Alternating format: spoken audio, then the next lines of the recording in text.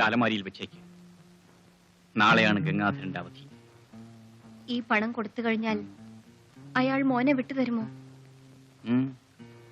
അല്ല, പണം വാങ്ങിയിട്ട് ഇനി എന്തെങ്കിലും ആവശ്യപ്പെട്ടാൽ? അപ്പോ മറ്റു മാർഗങ്ങൾ നോക്കും. ആ മാർഗം നമുക്കിപ്പോഴേ നോക്കിക്കൂടെ? പണത്തിന് നമുക്ക് ആവശ്യമുണ്ട്. അത് കൊടുത്ത് രേഖയുടെ കല്യാണം നടത്താമായിരുന്നു. ബിജു മോൻ ഒരു കൊലപാതകയുടെ കയ്യിലാണ് അകപ്പെട്ടിരിക്കുന്നത്. നിനക്കിവിടെ കല്യാണം നടത്തണം. മോഹന്റെ അച്ഛൻ വന്നിരുന്നു.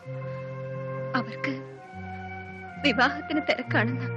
അത്ര തിരക്കാണെങ്കിൽ വേറെ പെണ്ണ് നോക്കാൻ പറ. ഈ പണം അതിനുള്ളതല്ല, എന്റെ മോനെ രക്ഷിക്കാനുള്ളതാണ്.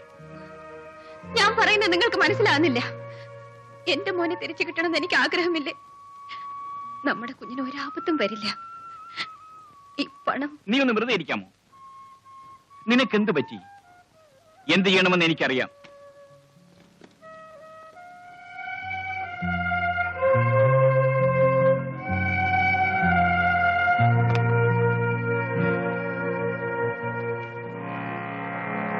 സത്യമാണോ ഈ പറഞ്ഞതല്ല? സത്യം മാത്രമല്ല, നടക്കാൻ പോകുന്നതും അതാണ്. നിന്റെ ചേച്ചിയുടെ കല്യാണം. നീ കാട്ടിലും മലയിലും പോലീസിനെ പേടിച്ച് ഒളിച്ചു ജീവിക്കുന്നു. നിന്നെ മോചിപ്പിക്കാൻ 1 ലക്ഷം രൂപ ഞാൻ ആവശ്യപ്പെട്ടു. പക്ഷെ അയാൾക്ക് നിന്നെ വേണ്ട. ആ തുക സ്ത്രീധനമായി കൊടുത്ത് നിന്റെ ചേച്ചിയുടെ കല്യാണം നടത്താൻ പോകുന്നു. ഇല്ല, ആ കല്യാണം നടത്തരുത്, നടത്താൻ സമ്മതിക്കരുത്. ഞാൻ പറയുന്നത് പോലെ ചെയ്യാൻ തയ്യാറാണ്? എന്ത് വേണമെങ്കിലും ചെയ്യാൻ ഞാൻ തയ്യാറാണ്. വരൂ, പറയാം.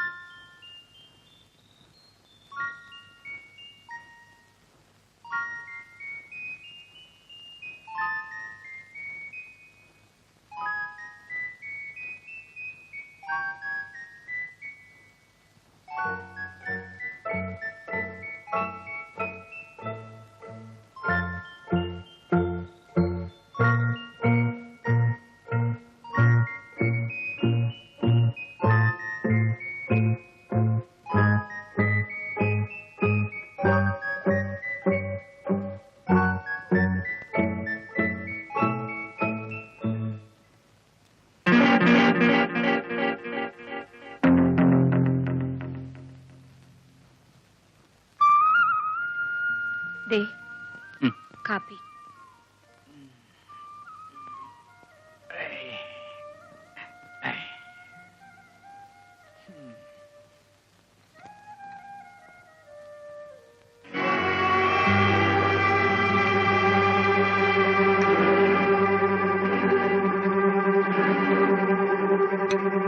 രൂപ രാത്രി തന്നെ കൊടുത്തു അല്ലേ? അപ്പൊ മോൻ എവിടെ?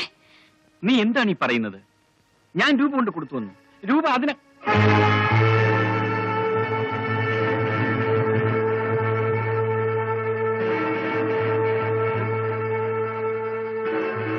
എനിക്കറിയാം. എന്നോട് എന്തിന് കള്ളം പറയുന്നു? നിങ്ങൾ അത് കൊടുത്തു. ഞാൻ പറഞ്ഞില്ലേ ഞാൻ രൂപ കൊണ്ട് കൊടുത്തില്ലെന്ന്. പിന്നെ ആ രൂപ എവിടെ പോയി? അത് നീ എടുത്ത് മാറ്റി. ഞാനോ? അയ്യോ, ഞാൻ എടുത്തില്ല. ഞാനത് കൊണ്ടു കൊടുക്കരുത് നിനക്ക് നിർബന്ധമായിരുന്നു. മോന്റെ ജീവനേക്കാൾ നിനക്ക് വലുത് മോളുടെ കല്യാണമാണ്. ബിജു മോനില്ലാതെ ഈ വീട്ടിൽ ഒരു കല്യാണവും നടക്കില്ല. മര്യാദയ്ക്ക് പണം തിരിച്ചു കൊണ്ടുവന്ന് വയ്ക്കേ. എന്ത് പറയണമെന്ന് പോലെ എനിക്കറിയില്ല. അവൻ എന്റെ മോനല്ലേ. അവൻ എന്തെങ്കിലും സംഭവിച്ചാൽ എനിക്ക് പിന്നെ ജീവിക്കാനാവില്ല. എങ്കിലും അപമാനം കൊണ്ട് ഈ കുടുംബം മുഴുവൻ നശിക്കാതിരിക്കാനാണ് ഞാനത് പറഞ്ഞു പോയത്. നേരത്തെ നിശ്ചയിച്ചു വെക്കുന്ന എത്രയോ കല്യാണങ്ങൾ മുടങ്ങുന്നു. അതുകൊണ്ട് അവർക്ക് വേറെ കല്യാണം നടക്കാറില്ലേ? ഇതെന്താ അത്ര അപമാനമുള്ളത്? അയ്യോ, ഞാനിത് എങ്ങനെ നിങ്ങളോട് പറയും? പ്രഭേ, എന്തായി? എന്ത് സംഭവിച്ചു? രേഖ രേഖ രേഖ ഗർഭിണിയാണ്. അയ്യോ അമ്മേ, അച്ഛാ, ഒന്നിങ്ങോട്ട് ഓടി വന്നേ. രേഖ വാതിൽ തുറക്കുന്നില്ല. രേഖേ, രേഖേ, രേഖേ, കതവ് തുറക്കുമോളെ. രേഖ, കതവ് തുറക്ക്. രേഖേ, രേഖേ, രേഖേ, രേഖേ, രേഖേ, രേഖേ, കതവ് തുറക്ക്. കതവ് തുറക്കുമോളെ.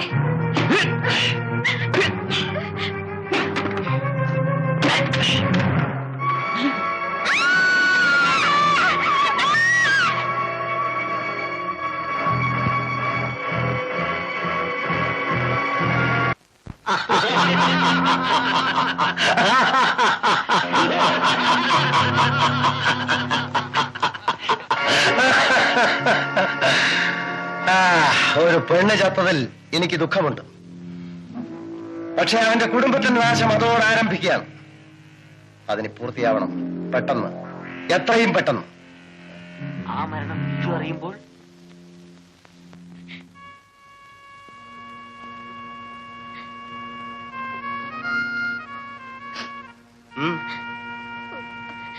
ഈ നിലയിൽ അച്ഛനെ കാണുന്നത് പോലെ എനിക്ക് വേദനയാണ്.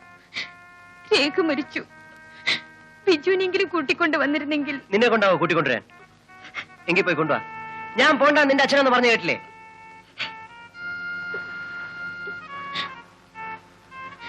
അപ്പോഴത്തെ പ്രയാസത്തിന് അച്ഛൻ എന്തൊക്കെയോ പറഞ്ഞു പോയത്. അച്ഛന് ബിജുമോൻ ജീവനാണ്. എങ്ങനെങ്കിലും എന്റെ ബിജുമോനെ കൊണ്ടുവരാൻ കഴിഞ്ഞെങ്കിൽ. ശരി ശരി, നീ ഒന്ന് കടിച്ചു നിർത്തിക്കേ. ഞാൻ പറയുന്നത് കേൾക്കും. ബിജു അത്ര കൊച്ചുകുട്ടിയൊന്നുമല്ല. അവന്റെ സഹോദരിയുടെ മരണത്തിന് നമ്മളാണ് കാരണക്കാരെന്ന് അറിഞ്ഞാൽ നമ്മെ കാണിച്ചു കൊടുക്കാൻ അവൻ മടിക്കില്ല. അവൻ നമ്മുടെ താവളം പോലീസിന് കാണിച്ചു കൊടുക്കും. നിങ്ങൾ പറഞ്ഞതിന്റെ അർത്ഥം? തമ്പിയോട് പ്രതികാരം ചെയ്യാൻ കാത്തിരിക്കുന്ന നിങ്ങൾ ഇനിയും അയാളുടെ മകനെ ജീവനോടെ വെച്ചുകൊണ്ടിരിക്കുന്നതിന്റെ അർത്ഥം? നിങ്ങൾക്ക് ഭയമെങ്കിൽ ഇതും ഞങ്ങൾ ചെയ്യേണ്ടി വരും. ഭയമോ? നമ്മൾ എങ്ങോട്ടാ പോകുന്നത്? എന്റെ ദുരിതങ്ങളും ദുഃഖങ്ങളും ഓരോന്നായി അവസാനിപ്പിക്കാൻ. അതിനിങ്ങോട്ട് വന്നാൽ ഇവിടെ ഒരു ബലി അർപ്പിക്കണം. അതിനിവിടെ അമ്പലവും പ്രതിഷ്ഠയൊന്നും കാണുന്നില്ലല്ലോ. വരൂ, കാണിച്ചു തരാം.